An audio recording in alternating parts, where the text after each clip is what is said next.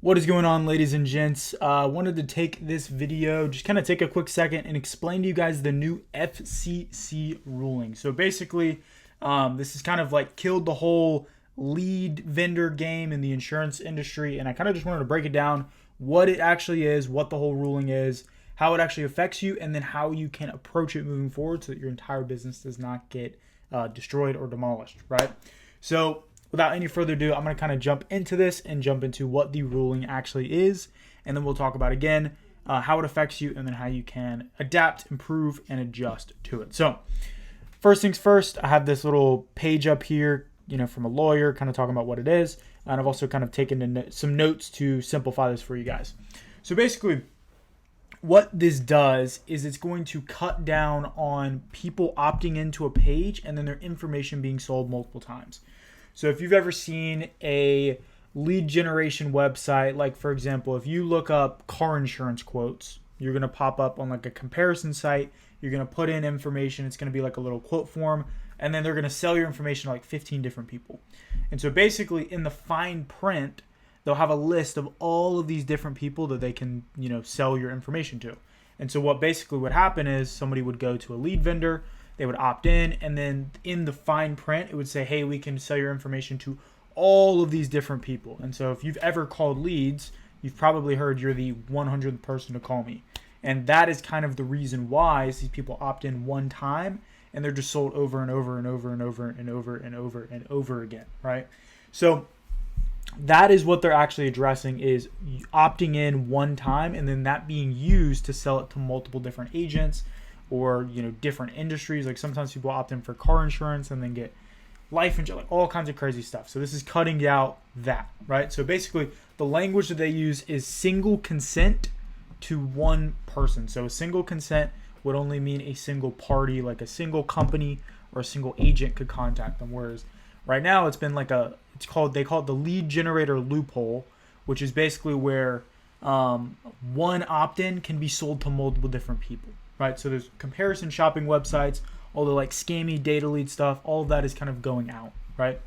So basically it also allows the FCC to quote unquote red flag certain numbers, which means that carriers would block texts from those numbers, right? So the do not call list protections apply to text messages, making it illegal for marketing text to be sent to numbers on the registry. Meaning what's likely going to happen is you're going to have to scrub leads against the do not call registry before you text them, which there's a super easy way to set that up in Zapier. There's like a million ways to do it. I can make a video on that if you guys want. And also orders providers to do email to text opt-in service.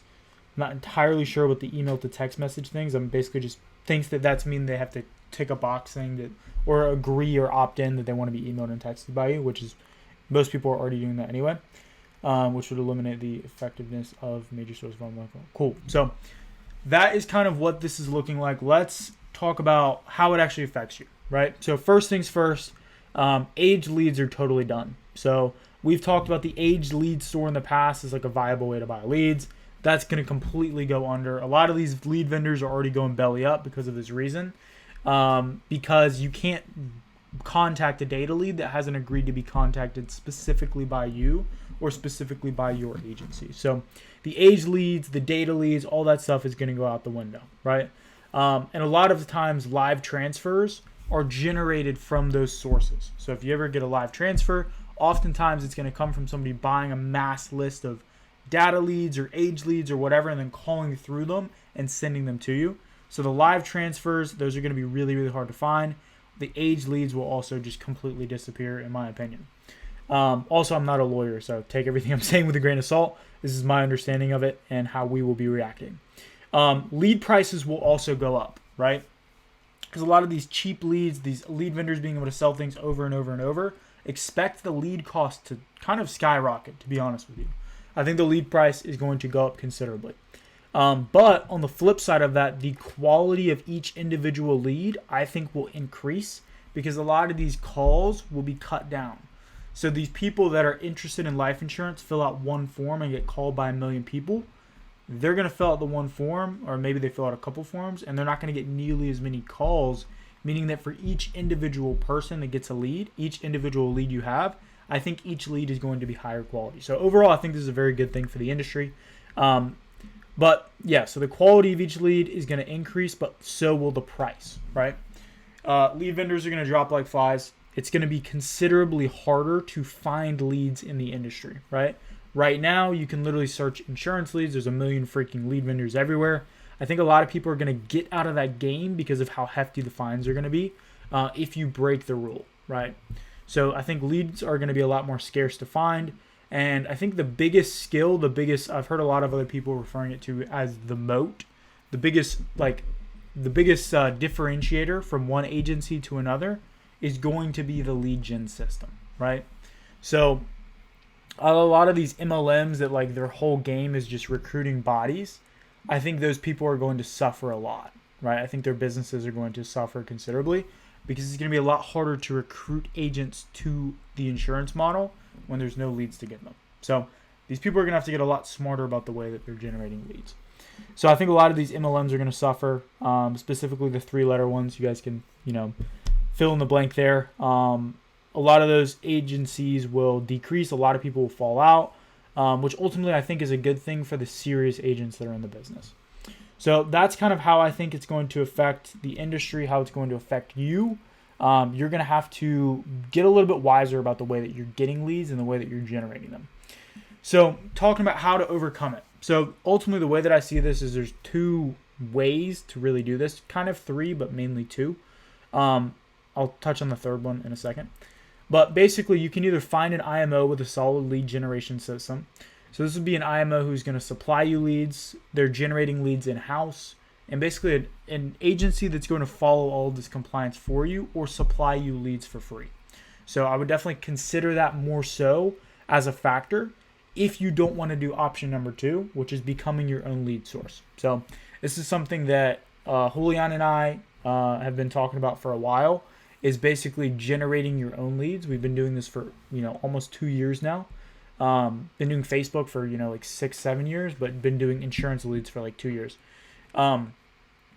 Generating your own leads really separates you from all this stuff, because whenever you generate a lead on Facebook, it's one person opting in to be contacted by you, meaning you don't have any of the issues with the compliance. So one of the big things that I think a lot of people are going to do and a lot of people are going to have to do is get into the lead generation game so they can bypass all the crap that other people are going to be dealing with.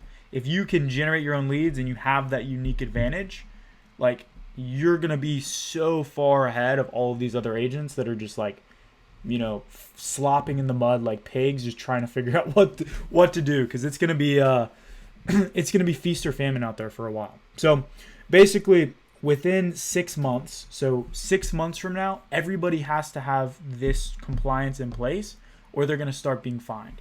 So the third way that I was kind of talking about was basically finding a lead vendor that's going to follow this for you, or finding a lead generator that will run ads on your behalf. So again, find an IMO that's going to do it yourself, which is what we do. We write $30K a month doing this for ourselves, or basically hiring an agency to do it for you. Now, we're working on developing our own IMO that we're going to kind of launch and bring people on into a system. Ultimately, what I want to have is a system where people don't have to make dials. That's what we're working on developing at the moment. So eventually we will have an IMO where, some people could come work at. If you want to go with the second option, which is learning to generate your own leads, you can click the link down below in the description, because we do have a course that goes like all in depth and shows you how to do that. You don't have to take the course, but if you're looking at doing your own leads and want to bypass all this crap that's coming, I highly, highly, highly recommend checking that out. Click the link down below and you can book a call to see if that will be a good fit for you. But the last way is just kind of like look for a agency or a lead vendor that's going to run the ads for you and go that way. But ultimately, I think this is probably going to be a good thing for the industry. It's going to cut down on a lot of the crap that seniors are dealing with and make it better for these serious agents. So let me know your guys' opinion in the comments down below. Look forward to hearing from you guys. And if you found this valuable, let me know as well. And let me know what you would like to see next from us. See you guys in the next one. Peace.